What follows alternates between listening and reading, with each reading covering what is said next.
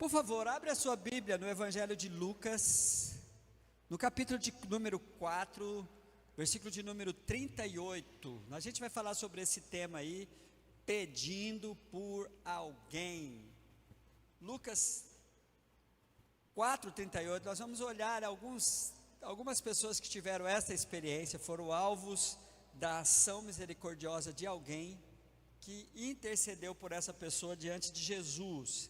Vamos começar aí com essa passagem de Lucas 4:38, que diz assim: Ora, levantando-se Jesus da sinagoga, entrou na casa de Simão. A sogra de Simão estava com febre alta e pediram a Jesus que fizesse algo por ela. Versículo de número 39, estando ele em pé, junto dela, inclinou-se, repreendeu a febre, que a deixou, ela se levantou imediatamente e passou a servi-lo. Amém, igreja? Inclusive tem uns maldosos, essa não é a minha fé, que usa esse texto para dar o motivo que Pedro negou Jesus. Eu não creio nisso, irmãos. Eles falam que porque Jesus curou a sogra de Pedro, depois mais tarde Jesus se vingou, ou Pedro se vingou. Não é verdade, a Bíblia não diz isso. São pessoas com um espírito de chacota aí para falar isso da palavra, né? Já pensou? Porque Jesus curou a sogra de Pedro, ele foi lá e negou, isso não é verdade. Tem umas características interessantes aqui para a gente pensar nisso, da capacidade e do atendimento que o Senhor faz à intercessão, ou seja, a pessoa pedindo por outra pessoa. É interessante que aqui nós, esta passagem bíblica, e Lucas, que era, segundo a tradição diz, o próprio apóstolo Paulo apresenta ele como sendo o médico do Senhor, né? O médico amado.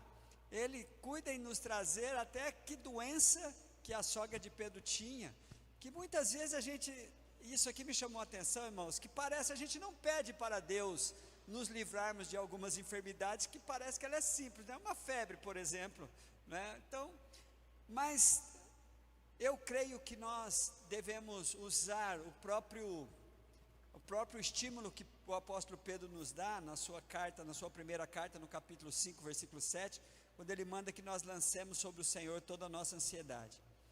Então Jesus estava ali na casa de Pedro, e é interessante que não foi a sogra de Pedro que pediu para Jesus curá-la. As pessoas viram a situação dela e pediram para que Jesus fizesse algo por ela. Rogaram-lhe para que Jesus, olha o versículo número 38, e pediram a Jesus que fizesse algo por ela. Eu fico imaginando assim, Jesus no seu primeiro ministério ali, as pessoas meio que, vamos pedir, vamos ver se Jesus pode fazer algo por ela, né? E é interessante de que a Bíblia deixa bem claro de que a ação de Jesus sobre aquela mulher foi resultado deste pedido. Então é interessante como você pode desenvolver esse seu ministério, não é? De orar por pessoas, de pedir por pessoas, de rogar ao Senhor por pessoas, com autorização delas ou não, não é? Muitas vezes as pessoas podem até impedir a gente de falar de Deus para ela, mas ela não pode impedir a gente de falar dela para Deus, né? Então tem pessoas que chegam nesse nível do relacionamento assim, elas não querem que falemos de Deus para elas, mas elas não podem impedir que eu fale delas para Deus. Eu tive uma experiência uma vez com um jovem que estava extremamente revoltado com o Senhor, e ele dizia que ele não queria mais, que ele não acreditava mais em Deus. Aí eu peguei e falei assim: mas eu queria dizer uma coisa para você, Deus acredita ainda em você, e eu creio que você vai mudar de ideia. Não, pode parar, pastor, para o senhor é fácil falar. Eu falei assim: você vai mudar de ideia, a próxima vez que nós conversarmos, você vai estar com outra ideia. Irmãos, por acaso o Senhor me agraciou de realmente ver aquele jovem em uma outra situação e declarando a sua fé no Senhor Jesus. Eu achei muito interessante, porque na hora, a expressão que eu usei foi essa. Ele falou: eu não acredito mais em Deus. Eu falei assim: mas Deus continua acreditando em você, e você vai mudar de ideia. Eu acabei sendo ali ousado, querendo estimular aquele jovem, e confesso que depois Deus me agraciou com o resultado daquela intercessão que fiz. Ele não queria orar, ele não queria saber mais de Deus, mas Deus queria saber dele. A gente não tem muita noção disso, né? Nesse caso em especial, a gente encontra aqui então as pessoas rogando a Jesus para que curasse. Qual foi a consequência disso? Versículo de número 39, inclinando-se para ele, repreendeu a febre, e a febre a deixou. E aí vem também, irmãos, algo que eu quero destacar aqui. O Senhor não faz isso, não há nenhum ensino bíblico que o Senhor só vai curar quem vai servi-lo depois. Mas a ideia de Deus agir em uma pessoa é fazer com que aquela pessoa tenha a sua vida mudada e comece a viver agora, ao ter sido abençoado por Deus, dar frutos dessa bênção que Deus lhe deu. Como a gente vê isso? Nas expressões que a Bíblia usa para falar que depois que Jesus a curou, ela levantou-se e logo o servia. Isso é uma coisa que eu tenho certeza que Deus quer agir. Ele não faz essa troca, tá, irmãos?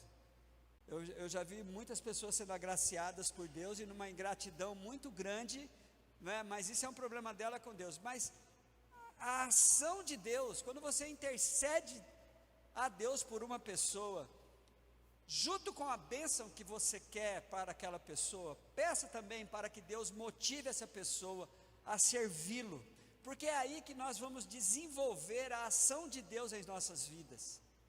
A ingratidão muitas vezes nos faz alvos da ação do inimigo, porque Deus tem feito tantas coisas para nós, e a gente acaba meio que sendo ingrato. O inimigo vem e se aproveita de tal situação. Mas aqui é interessante isso, quando a Bíblia mostra que a cura daquela mulher foi resultado da intercessão de pessoas, pediram por ela, rogaram por ela. Duas coisas eu quero que você seja estimulado a fazer aqui. Além de você orar por si mesmo, que Deus manda que nós entremos no nosso quarto em secreto, falemos com o nosso Pai, e em secreto o Pai vai nos recompensar. Não abra mão desse privilégio de interceder por pessoas.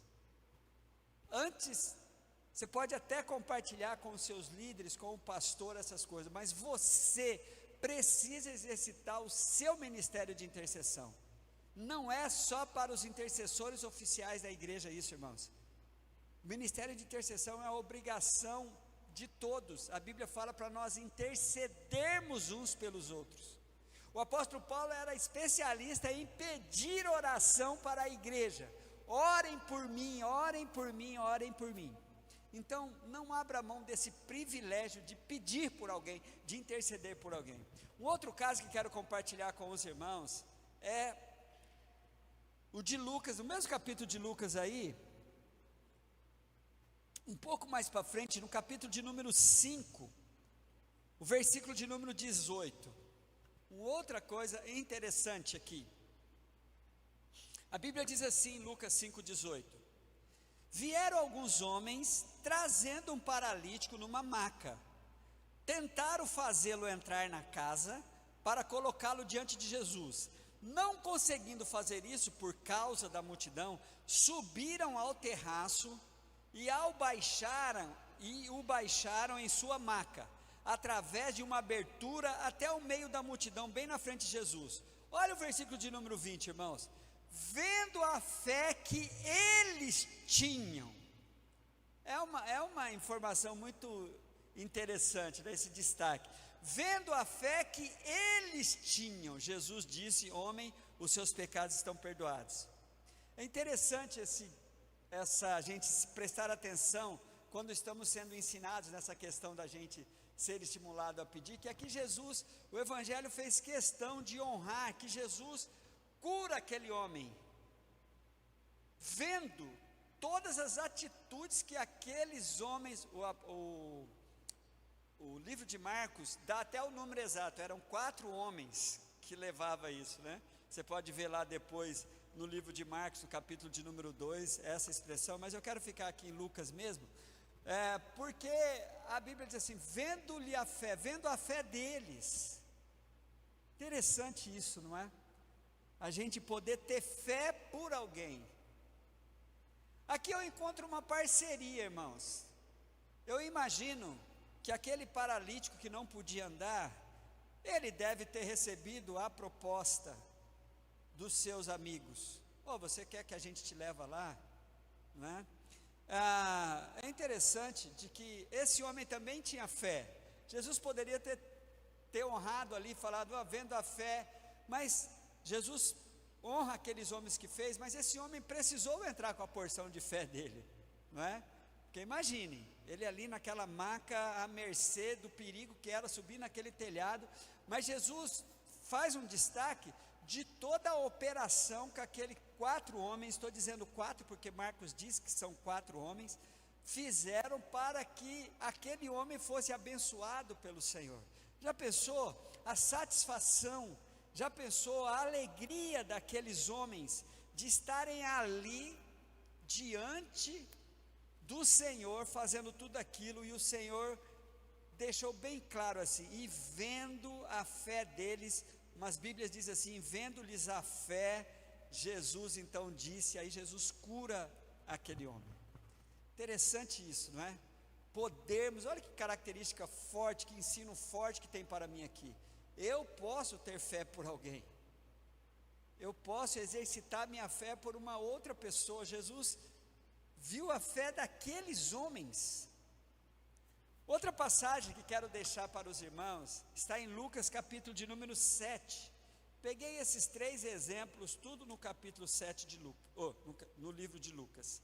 No capítulo 7 de Lucas, nós vamos ver aí o versículo de número 1, 2 e 4, 1, 2, 3 e 4, né, que diz assim, tendo terminado de dizer tudo isso ao povo, Jesus entrou em Cafarnaum.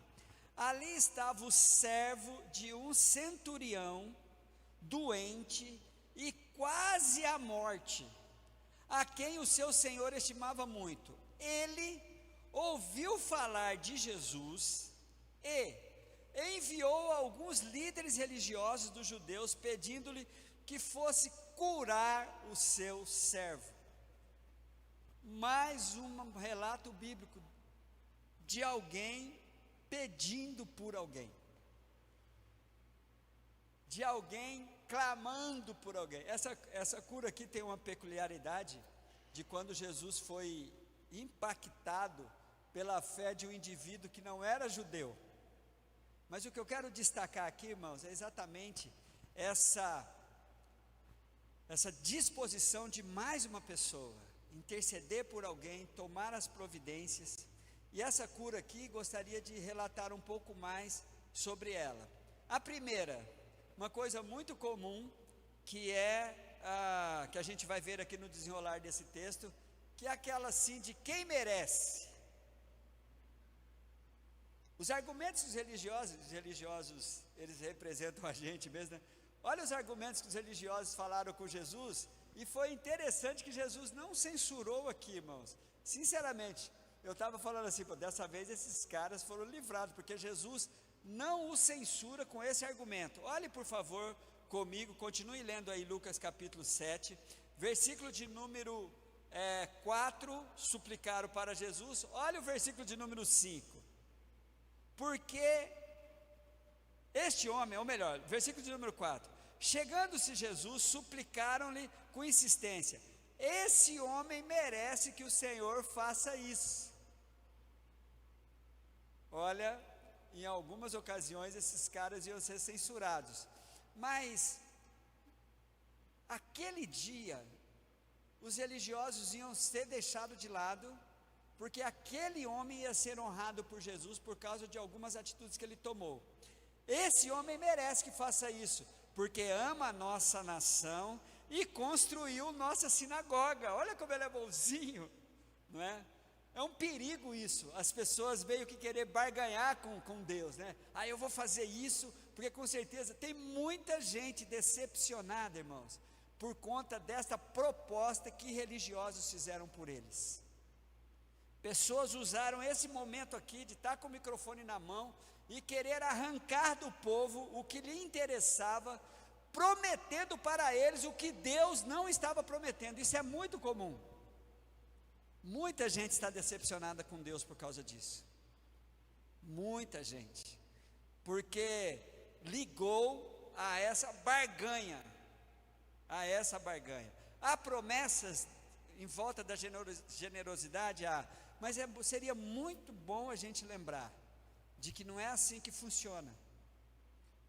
Deus não deve nada para ninguém. Nada que você possa doar para Deus pertence a você. Você está devolvendo para Ele, porque tudo pertence ao Senhor. O Senhor não tem nenhuma dívida para conosco.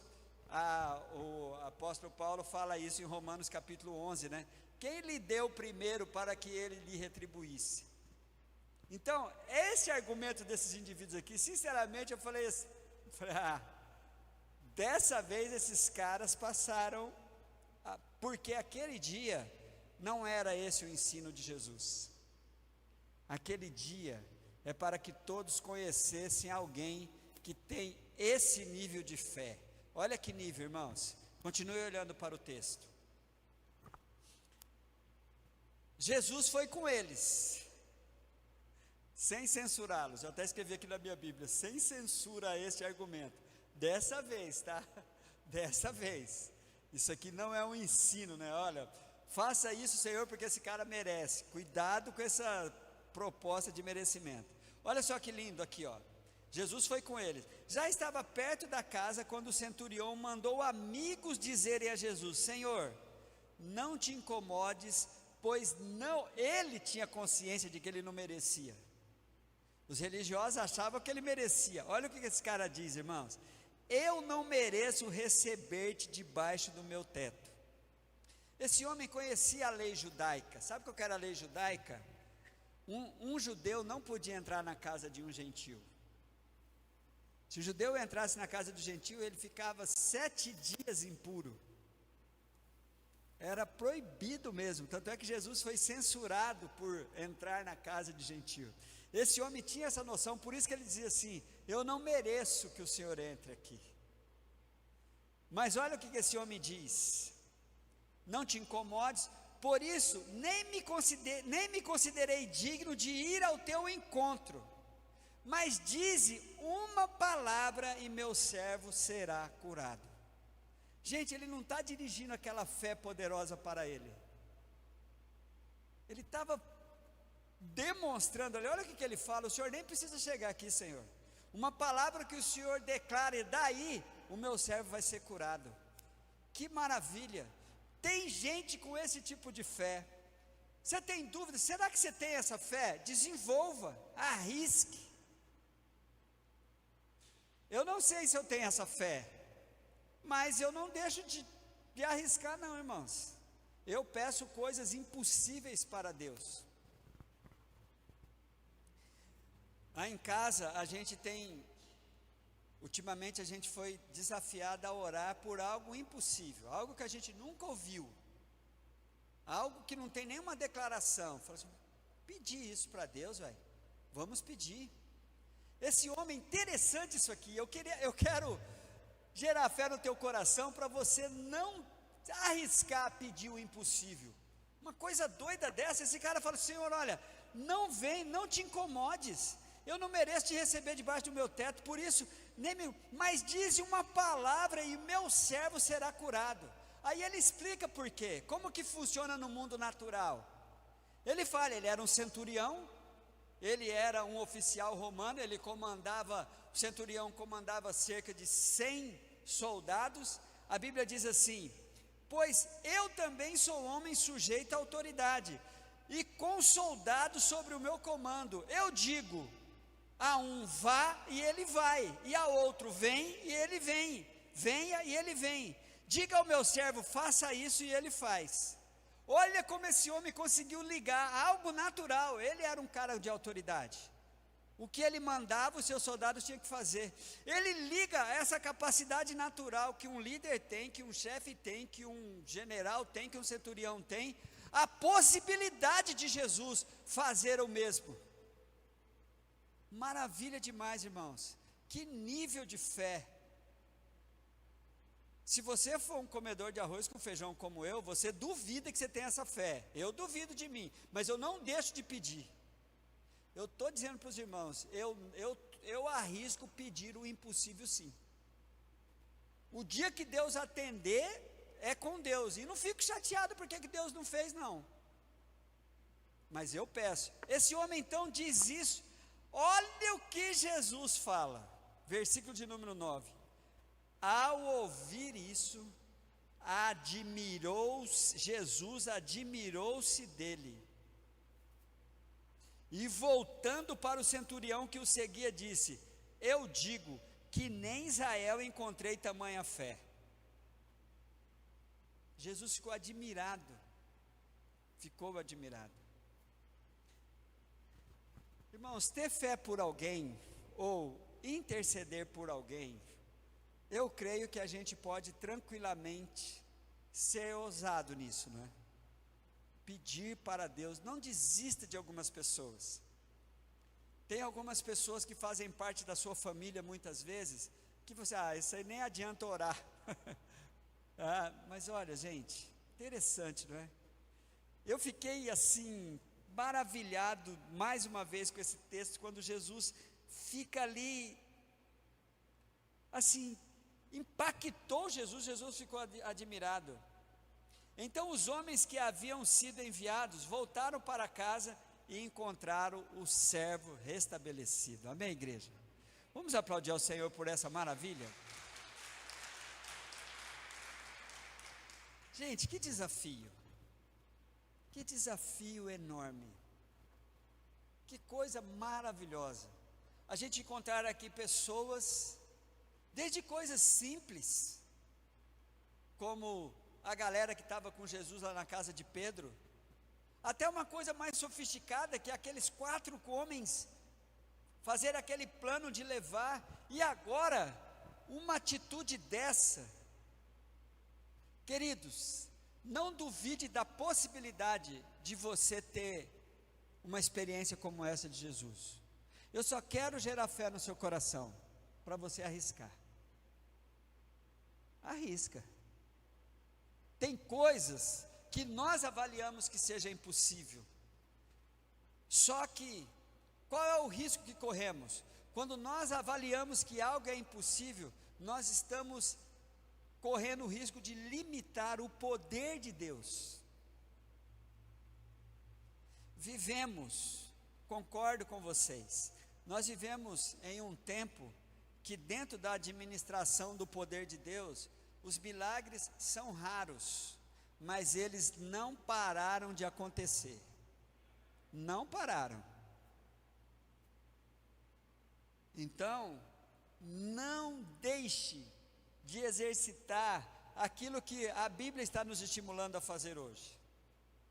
Ter fé, ter coragem, ter ousadia, tomar atitudes práticas assim. Para concluir, tem coisa que é fácil fazer, só pedir para Deus. Mas a segunda cura já foi, você teve que tomar algumas atitudes.